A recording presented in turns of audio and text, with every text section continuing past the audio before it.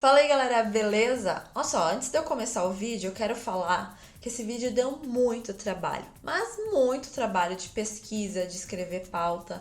Então, dá o seu like, compartilha, ajuda a Jujuzinha aqui, tá bom? Eu sei que se você deixar pro final do vídeo, você vai acabar esquecendo. Então aproveite esse momento e dê o like pra gente. Eu tava analisando os meus vídeos do YouTube e eu fiquei surpreendida quando eu vi que eu não tinha feito ainda um vídeo sobre o 747. É uma das minhas aeronaves preferidas e tem muita história para contar. É uma aeronave excepcional e não podia deixar de ter um vídeo dela aqui no canal, né? Vocês vivem pedindo um vídeo longo, então se prepara, pega a pipoca, porque hoje vai ser um dia. E a aeronave, ela é tão extraordinária que até o Panda decidiu fazer um livro dedicado somente ao 747. Esse livro aqui, ó, tem muitas imagens, história do 747, é muito legal de ler. Se você gosta de ter livros assim na sua casa, você consegue encontrar lá na loja do Panda, que é o Betting Books. Você consegue encontrar vários livros legais dele, como esse daqui, tá bom? O 747, ele é muito conhecido no meio aeronáutico como a rainha dos céus. Ostentou o recorde de capacidade de passageiros durante 37 anos. Teve mais de 1.500 unidades produzidas.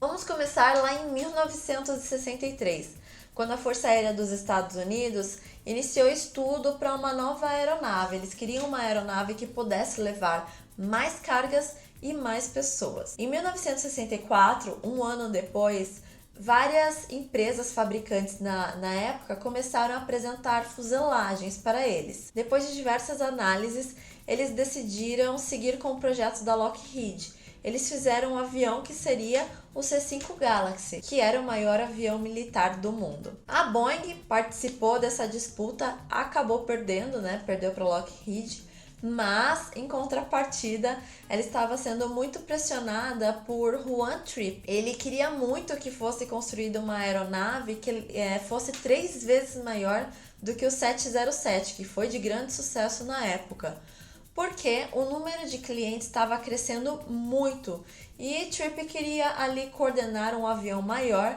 para não precisar fazer várias viagens para levar o mesmo número de passageiros. Ele queria então lotar um avião maior. A Boeing decidiu iniciar o projeto e o Sutter foi o escolhido para gerir os estudos de design desse novo avião. E já sabiam até o nome antes mesmo do projeto, seria o 747. Mal sabiam eles que essa aeronave de encomenda da Panam seria um dos maiores sucessos de fabricação de aeronaves. Eles acreditavam na época, na verdade, que seria uma aeronave que cairia em desuso a médio prazo, porque ela seria substituída por aeronaves supersônicas. Até tentaram, mas acabou não acontecendo até hoje. Toda aeronave cargueira, ela tem que transportar volumes grandes, né? E o projeto para o 747 é que ele pudesse servir tanto para transporte de passageiros como para transporte de cargas. E daí vinha o problema, né? Como adequar uma aeronave que levasse tanto passageiros como carga e que fosse muito bom para os dois tipos. Em 66, a Panam já comprou logo 25 747-100. O custo foi 25 milhões de dólares. Por eles serem um cliente de lançamento, eles acabaram influenciando muito no desenvolvimento do 747. Eles deram várias dicas, vários pedidos, eles fizeram muito da forma como eles queriam, né? O 747 foi muito desenvolvido para a Panam. Isso nunca tinha acontecido antes e acabou nunca mais acontecendo, né? O que se faz hoje é uma pesquisa de mercado e se faz uma aeronave para o mercado e não buscando as preferências de uma linha aérea específica, de uma companhia aérea específica. O design do 747, como vocês sabem, tem 2 andares, né? Essa corcunda aqui é muito típica, faz o 747 ser reconhecido em qualquer lugar do mundo. E como toda aeronave que sobressai em tamanho, eles começaram a se preocupar com os problemas que isso poderia trazer. que são diversos, né? A gente pôde acompanhar aí, pessoal da minha geração, o que o A380 trouxe de problemas junto com ele, né? Como é que você vai evacuar todos esses passageiros? Quanto maior o número de passageiros a bordo, maior tem que ser a sua logística para poder desembarcar eles em caso de uma evacuação. No caso do 747, por ele ter 2 andares, a preocupação era ainda maior. Como eles iriam evacuar os passageiros que estavam nesse segundo piso. Isso, inclusive, fez com que o design fosse reformulado justamente para atender isso. Por ser uma aeronave que serviria como cargueira também, eles queriam muito colocar uma porta frontal. Quando essa porta abrisse, possibilitaria um embarque de cargas grandes. A solução que eles encontraram, então, para poder fazer essa porta foi reacomodar o cockpit. Eles colocaram o cockpit acima do nariz do avião.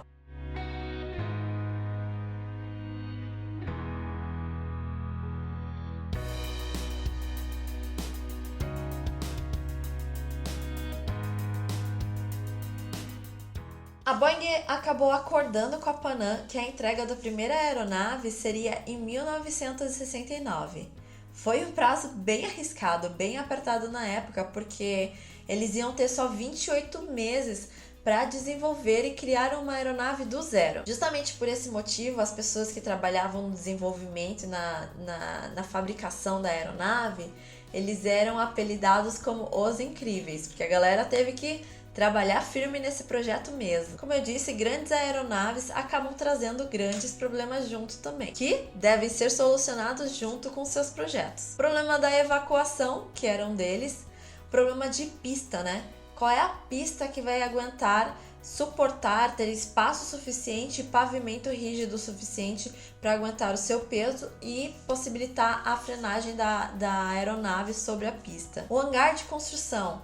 O nosso hangar, o nosso centro de construção comporta uma aeronave desse tipo? E esse último problema foi o problema da Boeing na época, porque eles não tinham um hangar para construir um 747. Nenhum hangar que eles tinham caberia uma aeronave daquele tamanho. A solução foi construir um novo centro de produção.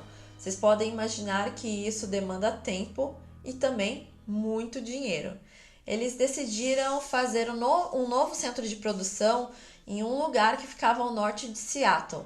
Eles compraram 315 hectares e começaram as obras. Tiveram que fazer toda a planagem do terreno e iniciar a construção dos hangares. Isso levou muita grana e muito tempo da Boeing. Com o centro de produção novo, eles finalmente começaram a fabricar a aeronave e antes mesmo dela ficar pronta, eles começaram os testes de evacuação e quando eles fizeram o teste, eles descobriram que estava levando 2 minutos e meio para evacuar as 560 pessoas. Qualquer aeronave no mundo, para ser certificada, ela tem que ser capaz de retirar, de evacuar todos os passageiros em até 90 segundos, em até 1 minuto e meio.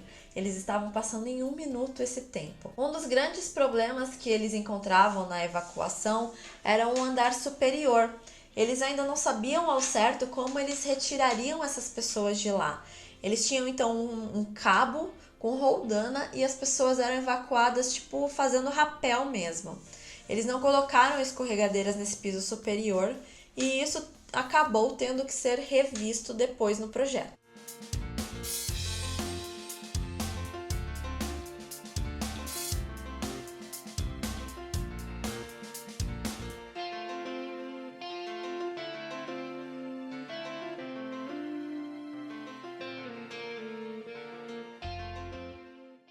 Em 68, o primeiro 747 começou as preparações para os voos de teste e acabou sendo um sucesso. Os pilotos adoraram, falaram que era uma aeronave super fácil de pilotar. Nesses testes, um novo problema apareceu. Eram nos motores do 747.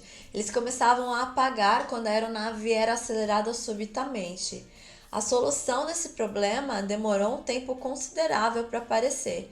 e aí acabou atrasando a entrega para Panam em alguns meses. Ele foi apresentado ao público finalmente em 1969. A Rainha dos Céus finalmente entrou em serviço em 22 de janeiro de 1970, fazendo a rota Nova York-Londres. Era uma aeronave de grande capacidade, levava 2,5 vezes a mais de passageiros do que o 707.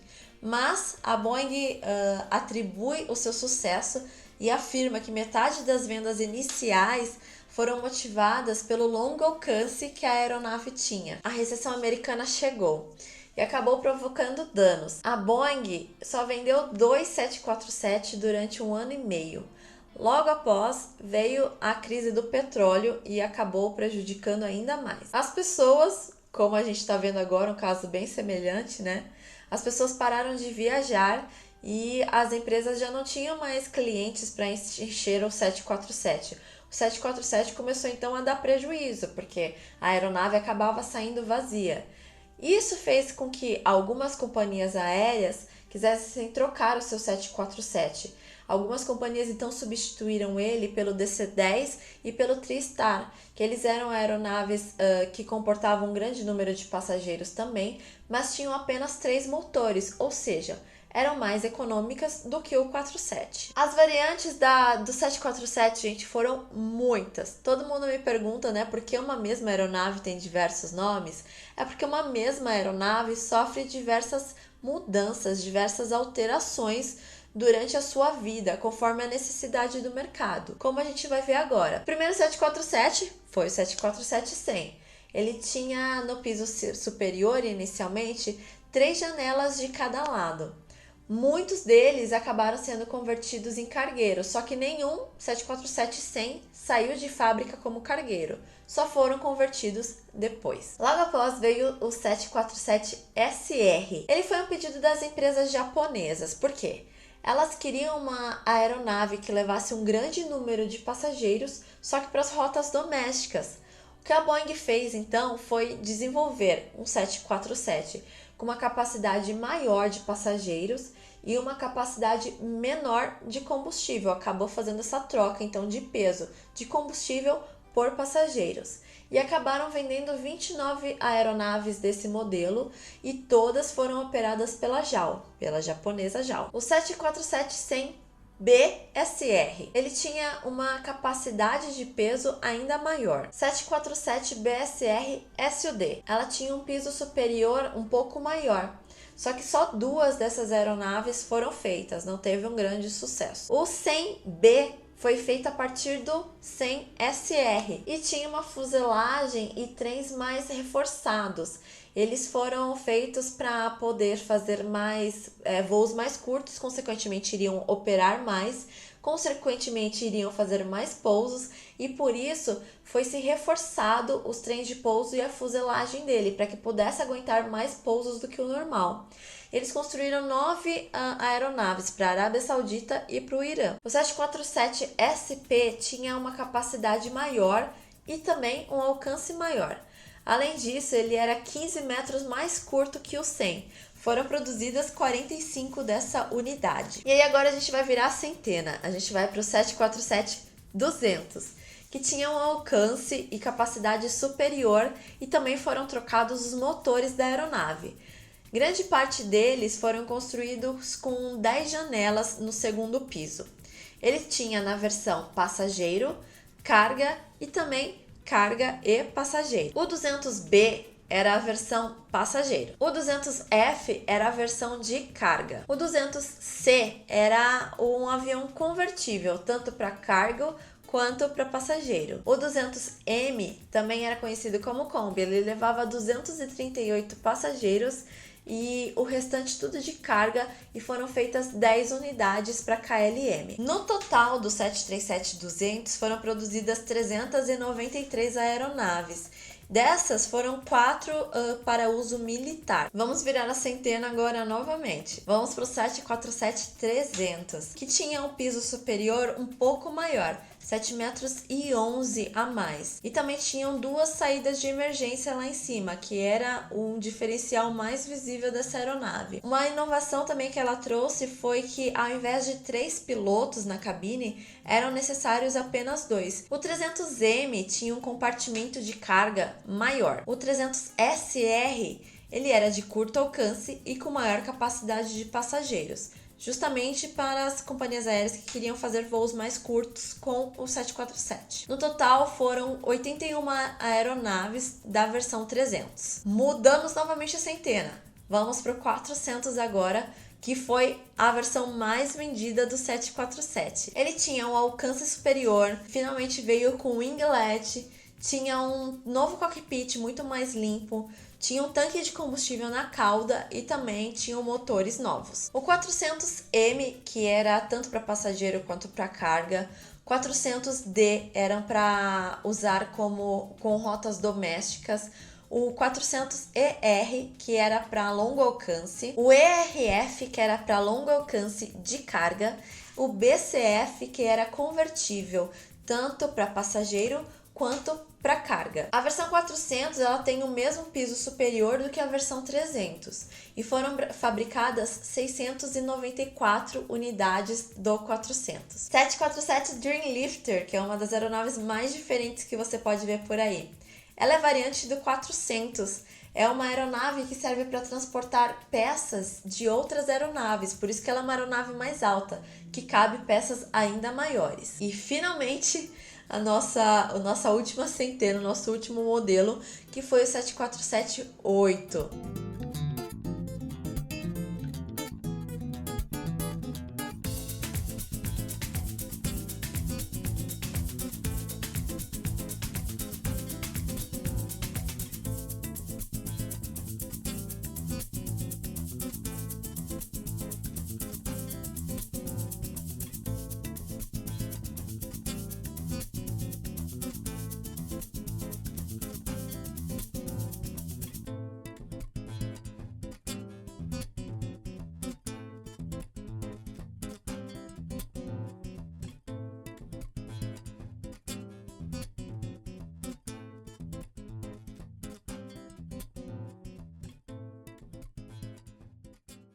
Ele usa os mesmos motores e tecnologia de cockpit do Boeing 787. E daí por isso vem essa referência de 8, 747-8 de 787. Ele foi desenvolvido para ter menos ruído, para ser mais econômico, com uma fuselagem maior, cerca de 6 metros. Essa foi a aeronave que eu tive a oportunidade de voar, 747-800, e fiquei completamente encantada na hora que eu vi. O 8F é derivado do 400ERF, só que tem 16% a mais de capacidade de carga. O 8I é o Intercontinental. Ele pode voar até 15 mil quilômetros a Mach 0.85. Entre os acidentes aí que envolveram o 747, acho que a gente pode trazer aqui o acidente de Tenerife, que foi o maior acidente aéreo que a gente teve aí no mundo, envolvendo 2 747, porém o ponto a ressaltar aqui é que não foi nenhum problema da máquina, foi um erro de fator humano que aconteceu entre os pilotos dos aviões e o controlador de voo. O JAL 123, que sofreu uma descompressão explosiva durante o voo, e o TWA, que sofreu uma explosão, só que por um curto-circuito no tanque de combustível. O 747 permaneceu por muitos anos como a maior aeronave comercial do mundo. Ele permaneceu assim até que chegou o 380, fabricado pela Airbus. O 380 chegou em 2007 e desbancou aí essa capacidade máxima do 747. A gente falou sobre os modelos dessas aeronaves, né? E os anos que eles foram aparecendo foi assim. O 100 chegou em 66, a versão 200 em 68, a 380, a 485 e a 8, com uma pausa muito maior, chegou apenas em 2005. Um custo médio de um 747 de uma geração gira em torno de 379 milhões de dólares. Se você acha caro, quer ter um 747, não tem 380 milhões de dólares, você pode fazer como o Iron Maiden, que alugou o 747, o Ed Force One, que ficou conhecido aí no mundo inteiro, um dos 747 mais famosos do mundo, que inclusive o Bruce Dixon é um dos pilotos, né? Imagina você ter o seu próprio 747, ser um dos pilotos dessa aeronave. Não quer mais nada da vida, né?